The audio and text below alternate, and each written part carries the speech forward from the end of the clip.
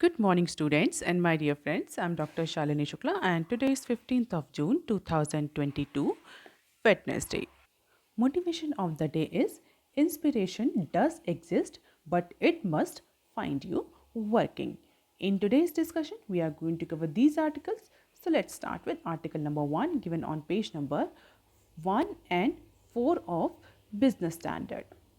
So आज की business standard में जो मैक्सिमम न्यूज़ है that is related to the massive hiring that centre government has announce yesterday. तो उसी से रिलेटेड न्यूज़ हैं, तो पेज नंबर 1 और 4 पर 3-4 न्यूज़ है जिसको हम एक साथ डिस्कस करेंगे in order to have the better understanding. तो देख लेते हैं पहली न्यूज़ क्या है। We are hiring PM's missive for 1 million jobs by 2024।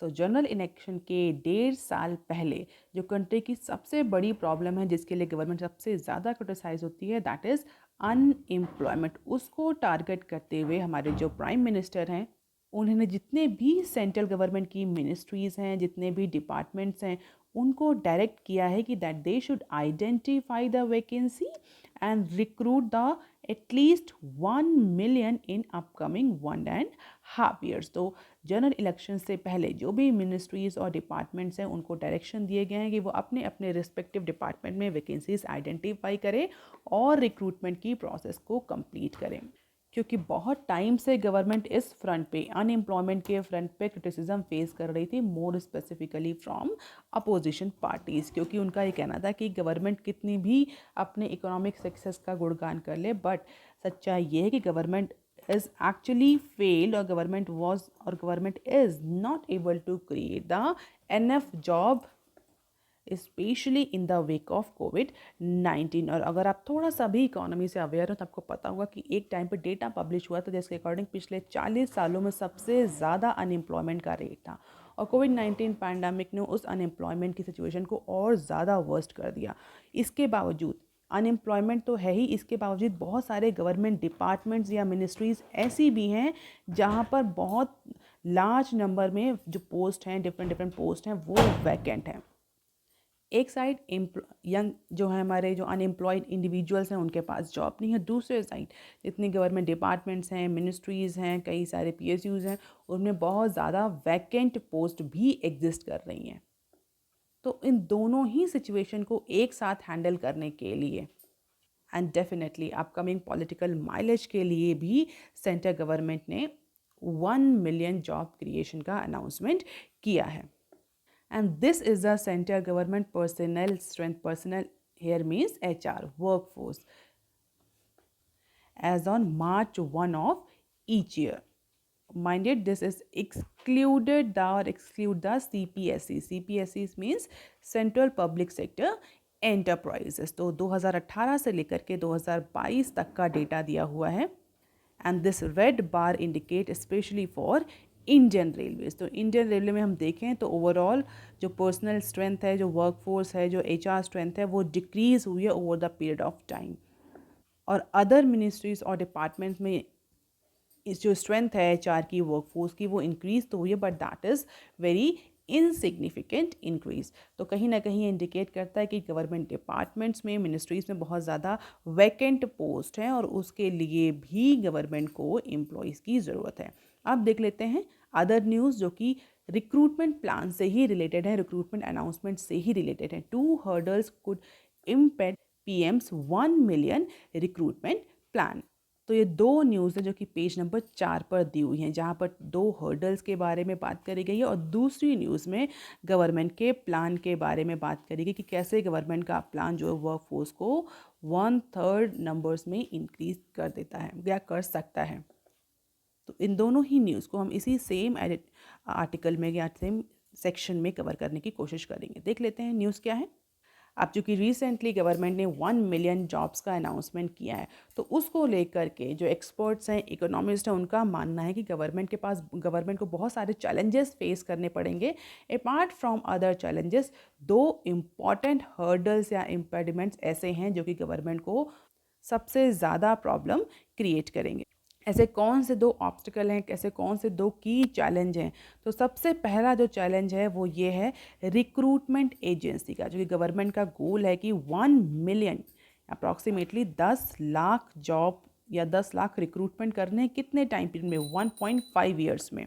तो सबसे बड़ा चैलेंज जो है गवर्नमेंट के पास ये है कि no agency is equipped to handle such a large scale recruitment. Government के पास, हम बोले इंडिया के पास, ऐसी कोई भी अभी एजेंसी नहीं जो इतना मास रिक्रूटमेंट कर सके इतने कम टाइम पीरियड। तो जितनी भी टेस्टिंग एजेंसीज़ हैं, जिसमें नेशनल रिक्रूटमेंट एजेंसी को भी इंक्लूड किया है, एनआरए को भी इंक्लूड किया। एनआरए क्या है? एनआरए यूनियन कैबिनेट ने अगस्त 2020 में इसको सेटअप किया था just for the recruitment. So basically, National Recruitment Agency is a central government recruitment agency established by the central government in August 2020, and that will conduct the common eligibility test, or that generally conduct the common eligibility test for Group C and Group D jobs. तो group C group D jobs के लिए interview की process को ख़त्म कर दिया था, जहाँ पर एक कॉमन एलिजिबिलिटी टेस्ट के को कंडक्ट कराने की बात कही थी गवर्नमेंट ने, और उसी के लिए ये नेशनल रिक्रूटमेंट एजेंसी सेटअप करी गई थी। तो यहाँ पर जो इकोनॉमिस्ट हैं उनका ये कहना है कि एनआरए भी वेल इक्विप्ड नहीं है, या इतनी इक्विप्ड नहीं है कि इतना मास रिक्रूटमेंट इतने कम टाइम पीरियड में, इतने कम स्पैन ऑफ टाइम में कर पाए।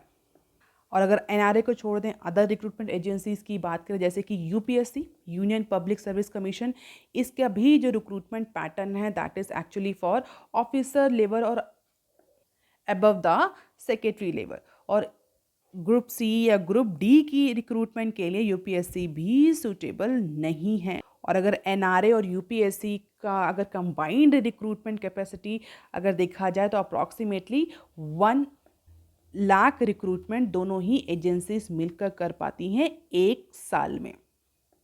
इसके अलावा चाहे एनटीए हो या अदर जो स्टेट पीसीएस रिक्रूटमेंट बॉडीज़ हों, वो सब भी इतनी एफिशिएंट नहीं है कि इतना मास रिक्रूटमेंट इतने कम टाइम फ्रेम में कर पाएँ। तो एक तो ये सबसे बड़ा चैलेंज है गवर्नमेंट के पास for going this amount of recruitment. दूसरा जो चैलेंज है जो इकोनॉमिस्ट कह रहे हैं, उनका ये कहना है कि सेंटर और स्टेट जो गवर्नमेंट्स हैं उनके पास अभी उनके पर्सनल को लेकर के पार्शियल पिक्चर, एक क्लियर डेटा है ही नहीं। The number of people they already employed and how many recruitment, how many employ, how many workers they actually want. अगर इंडिया में बात करें सेंट्रल गवर्नमेंट के जितने डिपार्टमेंट्स हैं और उसको अगर हम काउंटर पार्ट कंट्रीज़ के डिपार्टमेंट से कंपेयर करें तो हमें क्लियरली देख सकते हैं कि इंडिया में मिनिस्ट्रीज़ और डिपार्टमेंट्स में जो नंबर ऑफ़ पीपल पोस्टेड हैं स्पेशली की डिपार्टमेंट्स में, वो हमारे जो ग्लोबल पीयर जो काउंटर पार्ट कंट्रीज़ हैं उनके डिपार्टमेंट के कंपैरिजन में बहुत कम है, सिग्निफिकेंटली कम है। और उसका रीज़न भी ये है कि कई बार जो ह्यूमन रिसोर्स प्लानिंग होती है एचआरपी, वो नहीं सही से हो पाती।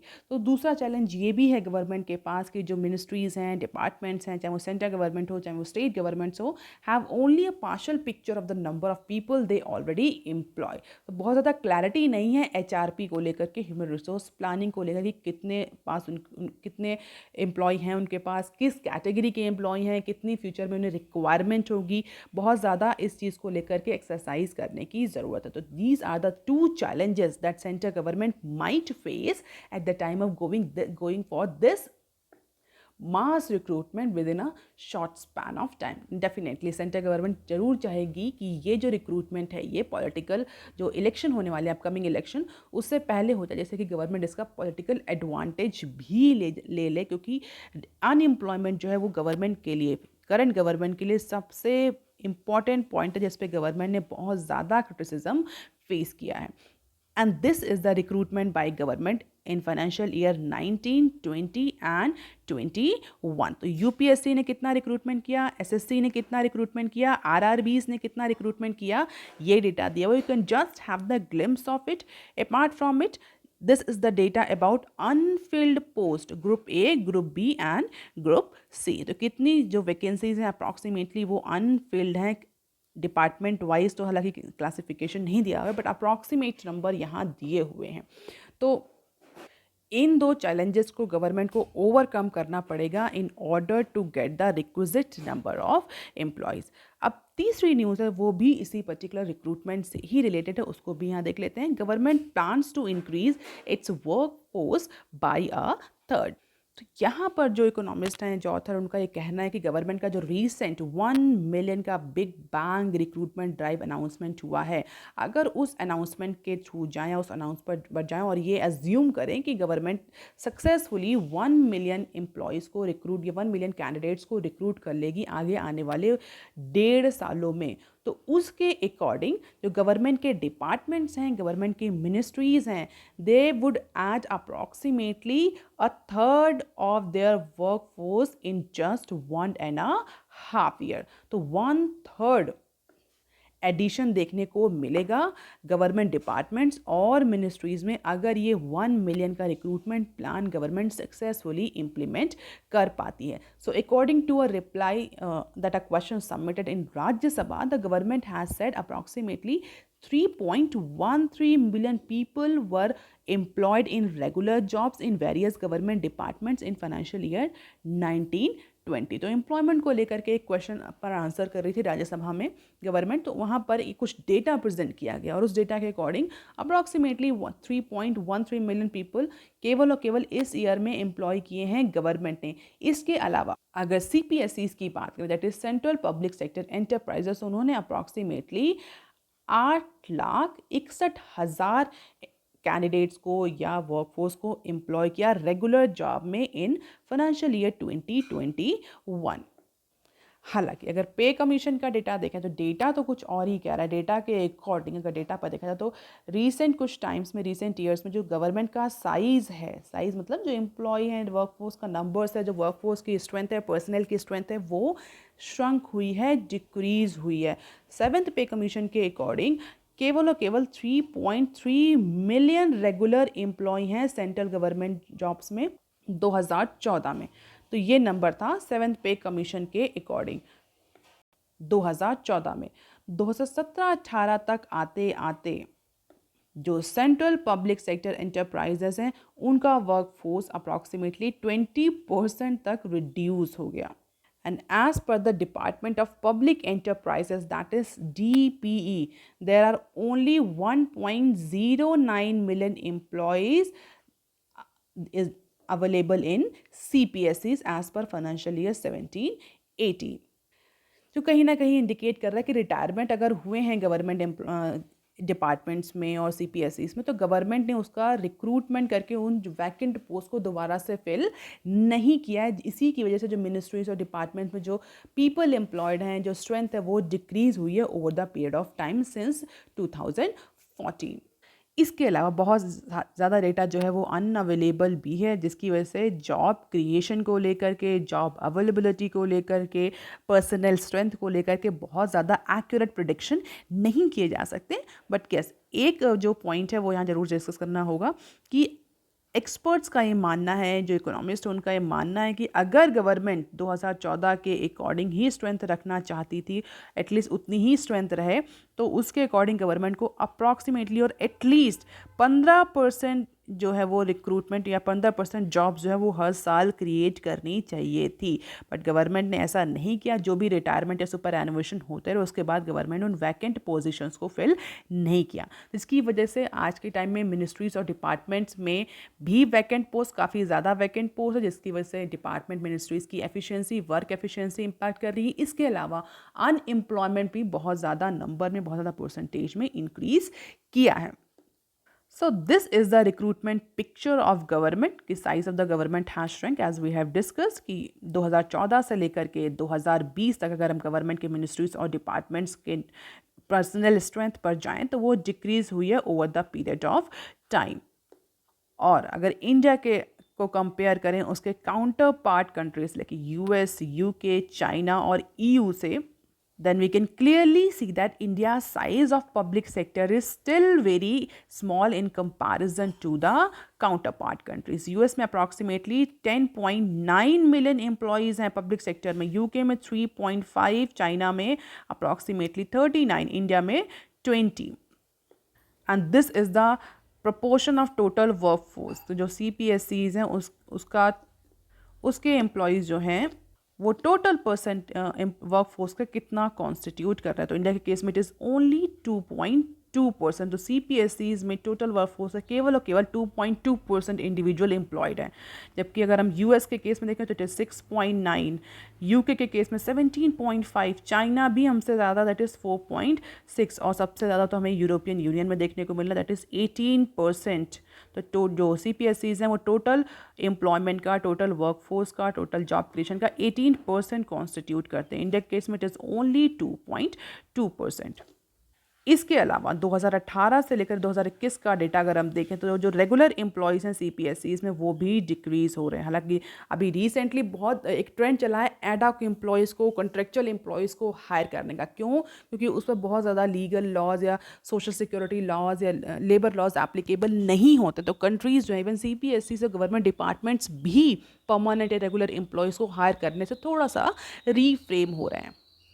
तो इसकी वजह से भी अगर हम CPSCs में रेगुलर एम्प्लॉय का डेटा देखें तो over the period of time regular employees की जो स्ट्रेंथ है वो डिक्रीज हुई है, चाहे वो CPSCs हो और चाहे वो गवर्नमेंट की मिनिस्ट्रीज या डिपार्टमेंट्स हों।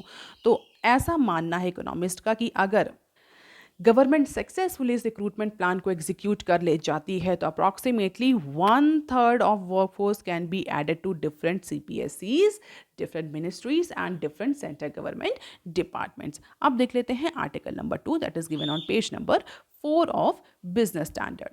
New ministry of defence short service model recruits Agniveer for 4 years। तो इस सेक्शन में भी रिक्रूटमेंट की ही बात करी गई है, लेकिन यहाँ पर जो रिक्रूटमेंट है that is related to ministry of defence. तो ट्यूसडे को एक ट्रांसफॉर्मेटिव रिफॉर्म्स का अनाउंसमेंट करते हुए more specifically for ministry of defence, defence sector में गवर्नमेंट ने एक ट्रांसफॉर्मेटिव रिफॉर्म का अनाउंसमेंट करते हुए एक बिल सबमिट किया और उस बिल के अकॉर्डिंग मिनिस्ट्री ऑफ डिफेंस में एक स्पेशल रिक्रूटमेंट स्कीम चलेगी and that name of that recruitment scheme is Agnipath प्रवेश योजना। तो ये APY अग्निपथ प्रवेश Yojana which is expected will lower the average age of armed force by 4 to 5 years। तो basically एक short service commission type का form किया है गवर्नमेंट ने, जहां पर ऐसे इंडिविजुअल्स जो कि डिफेंस में काम करना चाहते हैं वो अपनी शॉर्ट सर्विसेज या अपना कंट्रीब्यूशन डिफेंस सर्विसेज में दे सकते हैं जस्ट लाइक टेरिटोरियल आर्मी। तो बेसिकली जो ये अग्निपथ प्रवेश योजना है this will be recruiting and inducting the young man referring to filmy style as Agniveer for 4 years tenure of service in the military. तो यंग इंडिविजुअल्स को रिक्रूट करेंगे अप्रॉक्सीमेटली 4 सालों के लिए, जैसे कि वो अपनी सर्विसेज डिफेंस सेक्टर में मिलिट्री में दे सकें। As many as approximately 46K Agniveer are to be recruited for this year only. तो 46,000 का तो रिक्रूटमेंट केवल और केवल इस साल गवर्नमेंट प्लान कर रही है और यही नंबर जो है वो आगे आने वाले सालों में भी गवर्नमेंट फॉलो करेगी। तो अप्रॉक्सीमेटली 46K अग्निवीर जो है वो हर साल रिक्रूट होंगे for 4 years of military services. और इस डेटा के अकॉर्डिंग 4 सालों में अप्रॉक्सीमेटली 1,84,000 नए रिक्रूटमेंट देखने को मिलेंगे डिफेंस सेक्टर में, जब पहला जो फर्स्ट बैच है वो रिटायरमेंट जोन में जाएगा। तो जो ये रिटायरमेंट लॉट होगा, पहला रिटायरमेंट लॉट होगा या हर साल जो लॉट 4 साल बाद जो रिटायरमेंट शुरू होगा उस लॉट में से गवर्नमेंट जो बेस्ट कैंडिडेट्स होंगे, जो बेस्ट अग्निवीर होंगे उनको रिटेन करेगी फॉर फर्दर सर्विसेज। तो approximately 25% of each years batch will be retain और for further services in defence sector. तो 25% जो 46K हर साल रिक्रूट करेंगे और जो 46K हर 4 साल बाद रिटायर होंगे, उन 46K अग्निवीर में से अप्रॉक्सीमेटली 25% को गवर्नमेंट रिटेन करेगी on the basis of their performance. तो जो सबसे बड़ा इसमें इशू जो गवर्नमेंट सॉल्व कर रही है, एक तो एम्प्लॉयमेंट का, दूसरा ये कि बहुत इंडिया में बहुत टाइम से लेकर के इस चीज़ को नेगोशिएशन चल रहा था कि जस्ट लाइक अदर कंट्रीज़ हमें भी मैंडेटरी कर देना चाहिए अपने यंग जो कैंडिडेट्स हैं, जो यंग वर्कफोर्स है, उनके लिए कुछ टाइम पीरियड के लिए मिलिट्री सर्विसेज, जिसकी वजह से कभी ऐसी अनफॉर्सीन सिचुएशन आए तो हमारे पास एक वेल प्रिपेयर्ड वर्कफोर्स हो या वेल प्रिपेयर्ड डिफेंस स्टाफ हो जिसको हम अर्जेंसी की सिचुएशन में डिप्लॉय कर सकें। और बहुत सारे ऐसे कंट्रीज़ हैं जहाँ पर मैंडेटरी मिलिट्री सर्विसेज आपको देनी if you are going into workforce और आप कोई भी एम्प्लॉयमेंट लेने जा रहे हैं उससे पहले आपको एक सर्टन टाइम पीरियड के लिए मिलिट्री सर्विसेज प्रोवाइड करनी पड़ेंगी। हालांकि ये मैंडेटरी नहीं है। इंडिया के लिए जो अग्निवीर का कंसेप्ट है, this is not mandatory for youngster, it is volunteer. But हाँ, गवर्नमेंट कहीं ना कहीं इस पर्टिकुलर जो ओपिनियन था इसको भी रिजॉल्व करी। इसके अलावा मिलिट्री सर्विसेज में कई सालों से, अगर कपल ऑफ ईयर्स का डेटा देखें तो वहाँ भी जो मैन पावर है उसकी शॉर्टेज है। तो उस मैन पावर की शॉर्टेज को भी गवर्नमेंट रिजॉल्व कर रही है उस पर्टिकुलर स्कीम से। तो employment creation, apart from disciplinary temperamental attitude development in young population, shortage of manpower in military services, inculcation of patriotism, teamwork, enhancement of physical fitness, ingrained loyalty for the country, availability of the trained person to boost the national securities. All these aims and targets are being achieved through this Agniveer scheme that has government proposed on Tuesday. तो ऐसा anticipate किया जा रहा है कि अगर ये scheme successfully implement हो जाती है तो एक बहुत ज़्यादा इमेंस बेनिफिट, लॉन्ग टर्म और शॉर्ट टर्म दोनों ही तरह के बेनिफिट्स गवर्नमेंट के लिए और कंट्री के लिए एज अ होल ड्राइव करेगी। सो इसके अलावा सीडीएस का जो रिक्रूटमेंट है वो भी अंडर वे चल रहा है। उसको लेकर कई बार से गवर्नमेंट से क्वेश्चन पूछे गए कि नए सीडीएस कब अपॉइंट होंगे, तो उसका भी रिक्रूटमेंट इन प्रोसेस है। 40 के अग्निवीर अपॉइंट होंगे हर साल। जो अप्रॉक्सीमेट सैलरी होगी वो 30K पर मंथ होगी। इसके अलावा कई सारे अलाउंसेस भी हैं, that is not very important to discuss here. And this is all about the Agnipath project. तो कस्टमाइज पैकेज ये होगा। इन हैंड कितना आएगा, contribution to the Agniveer corpus and contribution to the corpus fund by government of India. So this is the glimpse of a scheme, you can just have it. और retirement के बाद भी जो Agniveer individuals होंगे, employees होंगे, उनको सेवा निधि की तरह रिटायरमेंट फंड्स भी दिया जाएगा। तो you can just have the glimpse, कितना कंट्रीब्यूशन गवर्नमेंट करेगी, कितना कंट्रीब्यूशन उस कॉर्पस से आएगा, कितना रिक्रूटमेंट होगा, अप्रॉक्सीमेटली मंथली सैलरी कितनी होगी, कितने अलाउंसेस होंगे। बस एक बार आप देख लीजिए, बहुत ज़्यादा याद करने की ज़रूरत नहीं है। अब देख लेते हैं article number 3 that is given on page number 6 of business standard. WPI inflation hits new high of 15.88%। कल के न्यूज़ में हमने डिस्कस किया कि जो रिटेल इन्फ्लेशन है, CPI इन्फ्लेशन, वो मई के महीने में थोड़ी सी ईज आउट हुई है। लेकिन अगर हम होलसेल प्राइस इंडेक्स की बात करें, जिसको हम शॉर्ट फॉर्म में WPI बोलते हैं, तो WPI जो है वो मई के मंथ में अप्रॉक्सीमेटली 15.88% तक पहुंच चुकी है, जो कि करंट 2011 और 12 की सीरीज में सबसे ज़्यादा इन्फ्लेशन है, सबसे ज़्यादा WPI है। और उसका रीज़न फूड प्राइसेस में जो एक्सेलरेशन देखने को मिला, उसकी वजह से जो WPI है वो इस टारगेट पे पहुंची। हालांकि डबल डिजिट में तो लास्ट 14 महीनों से WPI बना हुआ है। और सबसे बड़ा जो वरीसम पॉइंट यहाँ पर है कि हाई बेस के बावजूद भी, लो बेस का इम्पैक्ट है नहीं, हाई बेस लास्ट ईयर यही WPI अप्रॉक्सीमेटली 13.11 की। तो हम ये नहीं कहते थे कि लो बेस की वजह से ये इंक्रीज है, कि टोटली इन्फ्लेशन या प्राइस इंक्रीज की वजह से ये हो रहा है। कोई लो बेस का इम्पैक्ट या कोई अदर एक्सटर्नल इम्पैक्ट नहीं है। हाई बेस के बावजूद भी WPI ने मई के मंथ में ये हाईएस्ट नंबर रजिस्टर किया। And the latest figure also make it historically the highest in over 30 years since September 1991, जब WPI 16.31% थी। तो पिछले 30 सालों में ये सबसे बड़ा नंबर है WPI का। सबसे हम कह सकते हैं कि होल सेल जो प्राइस है वो सबसे हाईएस्ट नंबर पे है as per the data release by industry department on Tuesday. और जो सबसे ज़्यादा इम्पैक्ट है वो हमें फूड सेक्शन में देखने को मिल रहा है, स्पेशली वेजिटेबल के केस में।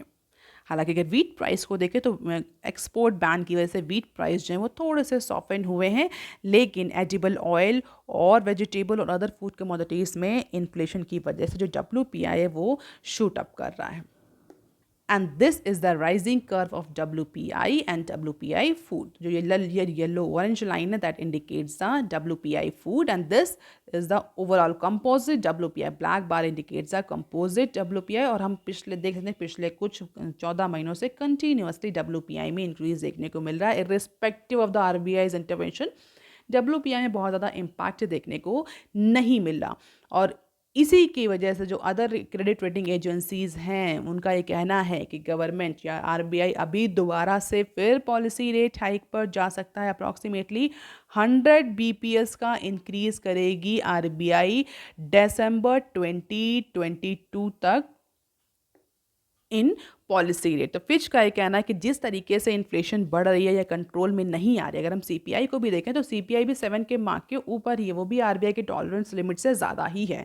तो इस इन्फ्लेशन को डेटा को देखते फिच का ये कहना है, Fitch is a credit rating agency, उसका ये कहना है कि अभी दिसंबर तक अप्रॉक्सीमेटली 100 बीपीएस इंक्रीज करेगी आरबीआई पॉलिसी रेट में, रेपो रेट में, just to control the inflation. और दूसरी न्यूज़ जो कि इसी पर्टिकुलर कंटेक्स्ट से रिलेटेड है उसको भी हम यही कवर करेंगे। State government borrowing turns expensive after repo rate hike. Recently RBI ने 2 बार रेपो रेट और सीआरआर में इंक्रीज़ किया, जिसकी वजह से जो स्टेट्स बोरोइंग हैं वो महंगी पड़ गई। जो स्टेट गवर्नमेंट जो बोरोइंग किसके थ्रू बोरोइंग करती हैं, एसडीएल स्टेट डेवलपमेंट लोन के थ्रू जो बोरोइंग करती हैं, डेफिनेटली वो बोरोइंग्स जो हैं वो महंगी होंगी। The yield on state development bonds eight Tuesday auction, the first after RBI's half percent point increase in repo rate, hardened further by 5 to 6 basis point across the maturity. So चाहे वो 5 years के 10 years के SDL हों, सबके case में, सबके auction में approximately 5 to 6 basis point का इंक्रीज देखने को मिला। तो जो स्टेट गवर्नमेंट है उसकी बोरोइंग जो है वो महंगी हो गई है after the increase of RBI's policy rate. क्यों? सिंपल, पॉलिसी रेट आरबीआई ने इंक्रीज़ करे, रेपो रेट इंक्रीज़ किए, मार्केट में जो लेंडिंग रेट्स हैं, लोन है उसके जो इंटरेस्ट रेट हैं वो इंक्रीज़ होगा, चाहे वो इंडिविजुअल्स हो चाहे वो स्टेट्स हो। तो अब स्टेट्स के लिए जो बोरिंग है, स्टेट गवर्नमेंट के लिए बोरिंग उन्हें महंगी, उन्हें अब ज़्यादा इंटरेस्ट रेट पे करना है। क्यों? क्योंकि बैंक जो हैं वो आरबीआई को ज़्यादा इंटरेस्ट रेट पे कर रहे हैं, तो वो इंडिविजुअल्स और गवर्नमेंट से भी ज़्यादा इंटरेस्ट रेट चार्ज करेंगे। इसके अलावा अगर हम बॉन्ड मार्केट की बात करें तो वहाँ पर भी इंटरेस्ट रेट इंक्रीज़ हो रहा है, यील्ड बढ़ रही है, तो डेफिनेटली जो स्टेट्स बोरोइंग है वो कॉस्टली हो गई हैं after this announcement by RBI. अब देख लेते हैं some other news clips. Adani gets total portion hydro race with Ambani. So French giant total energy will buy a quarter of equity in Adani new industries limited, ANIL में invest करने जा रही है। कौन से? French company total energies. And this joint venture with Adani Group will definitely push the production of green hydrogen, clean energy को लेकर के जो रेस चल रही है अडानी और अंबानी के बीच में, उसमें डेफिनेटली अब अडानी जो ग्रुप है वो अंबानी ग्रुप के इक्वल आ चुका है after this deal with total energy.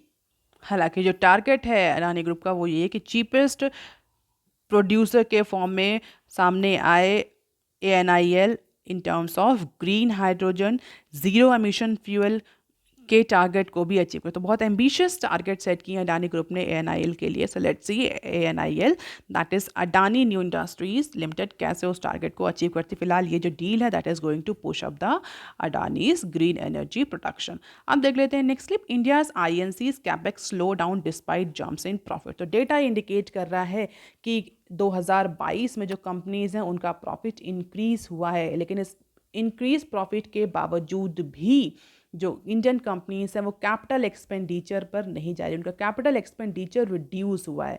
उसका सीधा सीधा रीज़न ये है कि कंपनीज जो हैं वो अभी डिमांड को लेकर के, मार्केट को लेकर के श्योर नहीं है। There is a still uncertainty. और जिस तरीके से स्टॉक मार्केट इम्पैक्ट कर रही है, जिस तरह से इन्फ्लेशन हो रहा है, जिस तरह से अदर इकोनॉमिक इंडिकेटर्स रिएक्ट कर रहे हैं, ग्रो कर रहे हैं, उसके बाद जो कंपनीज हैं वो इस समय बहुत ज़्यादा रिस्क लेना नहीं चाहती।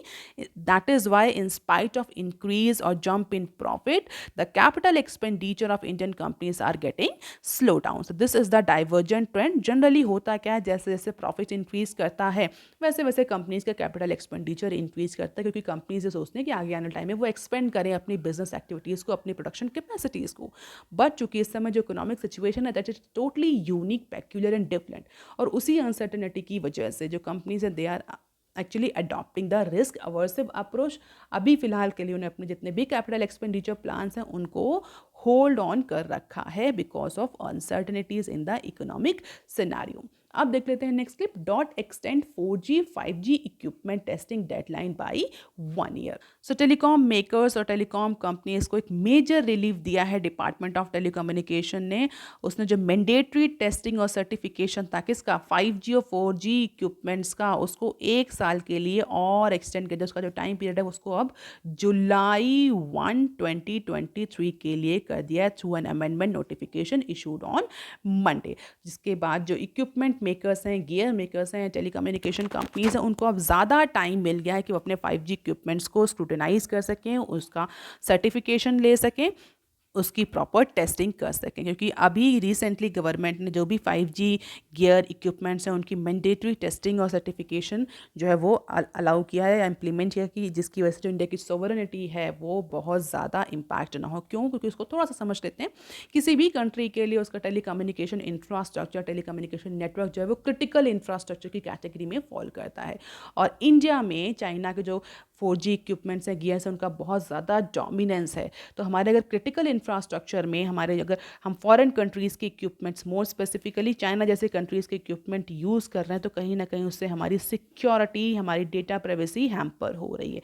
इसीलिए गवर्नमेंट ऑफ इंडिया ने इवन कंपनीज़ को डायरेक्ट भी किया था कि वो चाइनीज़ मार्केट से आने वाले 4G और 5G गियर इक्विपमेंट्स ना यूज़ करें इनटू अपकमिंग टेलीकम्युनिकेशन टेक्नोलॉजी। और इसी के बाद से गवर्नमेंट ने मैंडेटरी कर दिया था टेस्टिंग और सर्टिफिकेशन, लेकिन उसके लिए बहुत कम टाइम फ्रेम दिया था कंपनीज को।